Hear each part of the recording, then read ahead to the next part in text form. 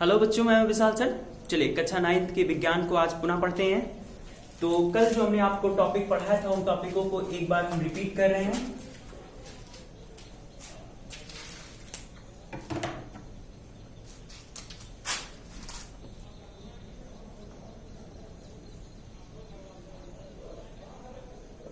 Class 9 कल हमने आपको द्रव्य के विषय में पढ़ाया था। एक बार इनको रिपीट करते हैं फिर आगे बढ़ते हैं। देखिए द्रव्य क्या है, मैंने बताया था आपको द्रव्य की परिभाषा, द्रव्य कितने प्रकार के हैं, ये सारी चीजें आपको मैंने पिछले वीडियो में बताई थी। एक बार फिर से देखते हैं द्रव्य क्या होता है। देखिए द्रव्य की मैंने आपको परिभाषा बताई थी कि द्रव्य वे वस्तुएं होती हैं जो आकार घेरती हैं, जिनमें आयतन होता है, मतलब जो भार होता है, जिनमें जो स्थान घेरती हैं तथा जिन्हें हम प्रत्यक्ष या अप्रत्यक्ष रूप से महसूस कर सकते हैं, तो वो आपकी द्रव्य कहलाती हैं, पदार्थ कहलाती हैं। मैंने बताया था कि जो पदार्थ होता है या जो द्रव्य होता है, इनका वर्गीकरण दो भागों में किया गया है। जो इनके प्रकार होते हैं पदार्थों के, वो दो प्रकार के होते हैं। पहला जो वर्गीकरण किया गया है ये पदार्थों के भौतिक गुण के आधार पे किया गया है, भौतिक गुण के आधार पर। और जो दूसरा है ये है आपका रासायनिक गुण के आधार पर, रासायनिक गुण के आधार पर। तो द्रव्य क्या होता है? द्रव्य वे सभी वस्तुएं जिनमें भार होता है तथा जो स्थान घेरते हैं एवं उन्हें हम प्रत्यक्ष या अप्रत्यक्ष रूप से महसूस कर सकते हैं। ठीक है, वो आपकी इस गुण को रखने वाली सभी वस्तुएं द्रव्य कहलाएंगी। द्रव्य कितने प्रकार का होता है? द्रव्यों का वर्गीकरण दो भागों में किया गया है, अर्थात द्रव्य दो प्रकार का होता है। पहला द्रव्य भौतिक गुणधर्म के आधार पर होता है, दूसरा द्रव्य रासायनिक गुणधर्म के आधार पर होता है। बात समझ में? ठीक है, अब हम पढ़ते हैं द्रव्यों की अवस्थाएं। मैंने द्रव्य की अवस्थाओं के विषय में भी आपको बताया था। चलिए देखिए द्रव्य की अवस्थाएं कितनी होती हैं। द्रव्य तीन प्रकार की अवस्थाओं को प्रदर्शित करता है। ठीक है, द्रव्य कितनी अवस्थाओं को प्रदर्शित करता है? तीन प्रकार की अवस्थाओं को। कौन कौन सी? पहली वो रिप्रेजेंट करता है ठोस, जिसको इंग्लिश में कहते हैं सॉलिड। और जो दूसरी रिप्रेजेंट करता है वो होता है द्रव, जिसको इंग्लिश में कहते हैं लिक्विड। और तीसरी जो होता है वो होता है आपका गैस, जिसको इंग्लिश में कहते हैं गैस। ठीक, तो ये तीन प्रकार की कोई भी वस्तु हो, वो सभी वस्तुएं जो होती हैं ये तीन प्रकार की अवस्थाएं रिप्रेजेंट करती हैं। बात समझ में? कोई भी द्रव्य है वो हर एक द्रव्य इन तीन प्रकार की अवस्थाओं को रिप्रेजेंट करेगा। ठीक है, तो द्रव्य की कितनी अवस्थाएं होती हैं? तीन अवस्थाएं। कौन कौन? ठोस, द्रव, गैस। आप ये जो तीन ठोस, द्रव, गैस हैं, इन्हें आप कभी भी द्रव्य जो होते हैं इनके प्रकार नहीं कहेंगे। इनके जो प्रकार होते हैं वो दो प्रकार के होते हैं, और वो दोनों प्रकार भौतिक गुणधर्म पर आधारित होते हैं, रासायनिक गुणधर्म पर आधारित होते हैं। ठीक है, लेकिन जो द्रव्य होता है, जो पदार्थ होता है, इनकी जो अवस्थाएं होती हैं वो अवस्थाएं आपकी तीन प्रकार की होती है, जिनमें से पहला होता है ठोस, दूसरा होता है द्रव, तीसरा होता है गैस। मैंने आपको ठोस की परिभाषा बताई थी, जैसे कि वे सभी द्रव्य या वे सभी पदार्थ जिनका आकार तथा आयतन निश्चित होगा वो आपके द्रव्य आपके ठोस कहलाएंगे। उदाहरण के तौर पे जैसे आपने लकड़ी का कोई वस्तु ले लिया है, ठीक है,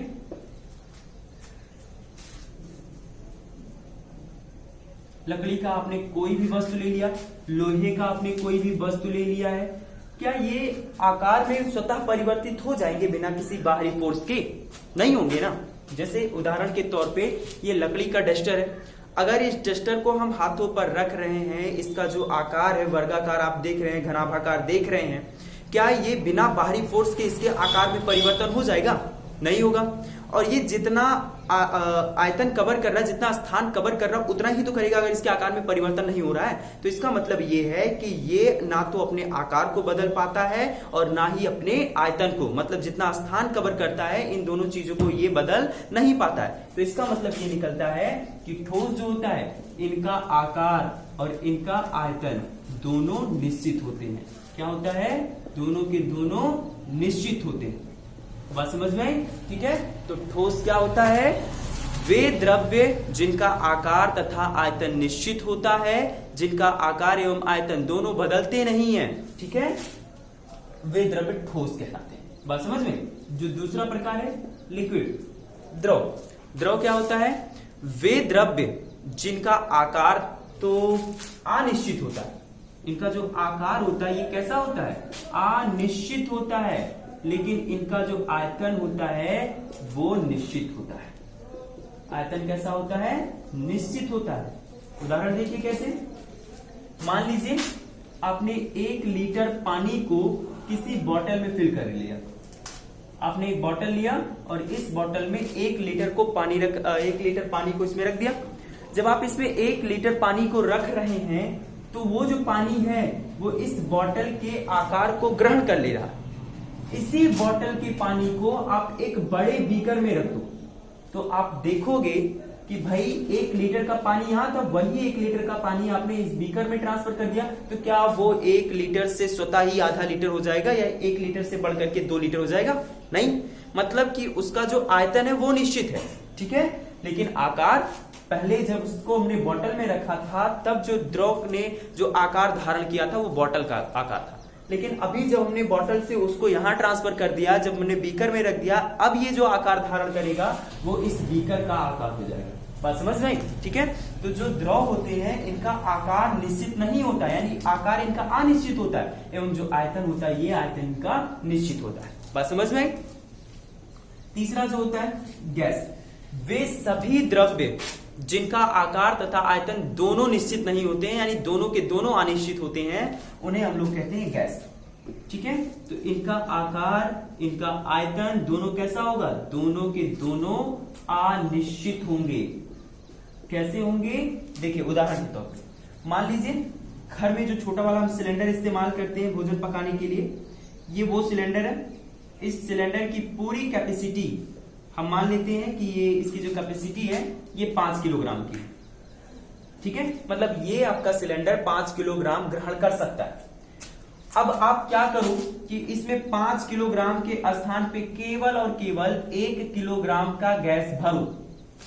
तो इस सिलेंडर में जब आप 1 किलोग्राम का गैस भरेंगे तो पहली बात ये कि जो गैस आप यहां भरेंगे वो इसी सिलेंडर के आकार को धारण कर लेगा, यानी उसका जो आकार होगा वो इसी सिलेंडर की तरह हो जाएगा। बात समझ में? ठीक है।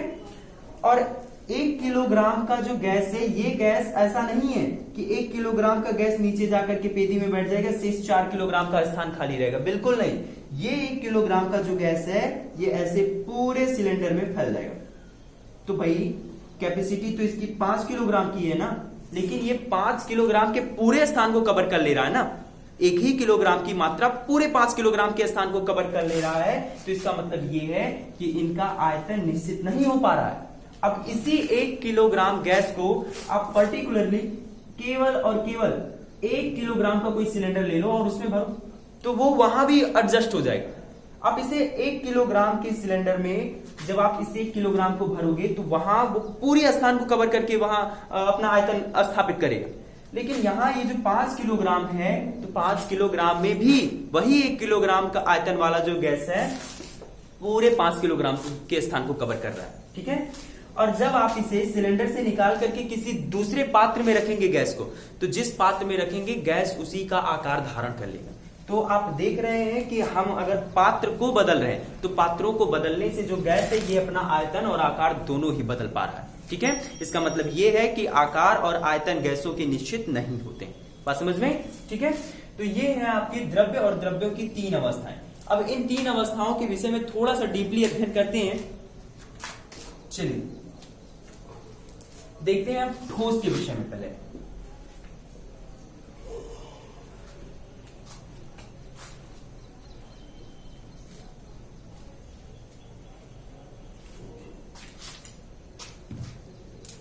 पहले समझते हैं हम ठोस के विषय में।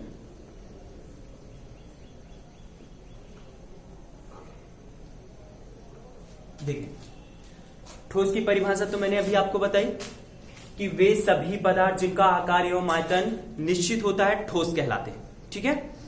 अब जरा देखते हैं ठोस की कुछ गुण। ठोस का पहला जो गुण है वो ये है कि ठोस को हम बहुत अधिक नहीं दबा सकते हैं। ठोस को हम बहुत अधिक नहीं दबा सकते हैं। उसका रीजन ये है कि ठोस जो पदार्थ होते हैं, पहले समझते हैं कि ठोस बनता कैसे। देखिए, पदार्थों का जो निर्माण होता है वो परमाणु से होता है। किससे होता है? परमाणु से होता है, यानी परमाणुविक कणों से होता है। और जो परमाणु होते हैं इनका जो आकार होता है वो गोलाकार होता है। परमाणु एक खोखला गोला होता है, तो परमाणु कैसे आकार का होता है? गोलाकार का होता है। तो जिस भी पदार्थ का निर्माण हो रहा है, जैसे मान लेते हैं ये एक लोहे का इतना बड़ा टुकड़ा है, तो ये लोहे के परमाणुओं से मिलकर के बना होगा। अगर ये लोहा है तो ये किससे बना होगा? लोहे के परमाणु से मिलकर के बना है।